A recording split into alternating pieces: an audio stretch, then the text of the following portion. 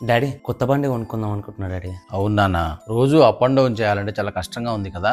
Down payment కి 30,000 ready చేసుకున్నాను daddy. ప్రతి నెల ఒక 5,000 ఈఎంఐ కట్టాల్సి వస్తుంది. సరే నాన్న, రేపు వెళ్ళి తీసుకుందాం. సరే డాడీ. బస్సులో పోయి బస్సులో రావడానికి ఏంటంట నొప్పి? ఆఫీస్ లో అంత వర్క్ చేసి ట్రావెల్ చేయాలంటే చాలా ఇబ్బంది ఉంది పిన్ని. నీకు వచ్చేదే అంతంత మాత్రానా? పైకెళ్ళి ఈఎంఐ కడితే ఇంకా మిగిలేదేంది అక్కడ? నేను ఓటీలు చేసి ఈఎంఐ కట్టుకుంటాను పిన్ని, దానికేం టెన్షన్ లేదు. కొంచెమైనా సిగ్గుండాలి. బీటెక్ లో అంత ఖర్చు పెట్టి చదివించి ఇంకా జీతంలో కూడా మింగనికా? ఏమైంది నాన్న, బైక్ కొనుక్కుంటా అన్నావు? కొత్త బైక్ ఎందుకులే డాడీ, ఆఫీస్ కి దగ్గరలో ఒక హాస్టల్ చూసుకున్నాను. అక్కడ నుంచి ఆఫీస్కి వెళ్ళిపోతే ట్రావెలింగ్ అయ్యే ఖర్చుని నేను హాస్టల్ ఫీజుకి కట్టేసుకోవచ్చు. అంటే ఇంటికి దూరంగా ఉంటానంటున్నావా? ఏముంది డాడీ, వారానికి 2 రోజులు లీవ్ ఉంటుంది కదా, అప్పుడు ఇంటికి వచ్చేస్తాను. అంత దూరం నుండి ఇక్కడికి రావడం ఎందుకులే?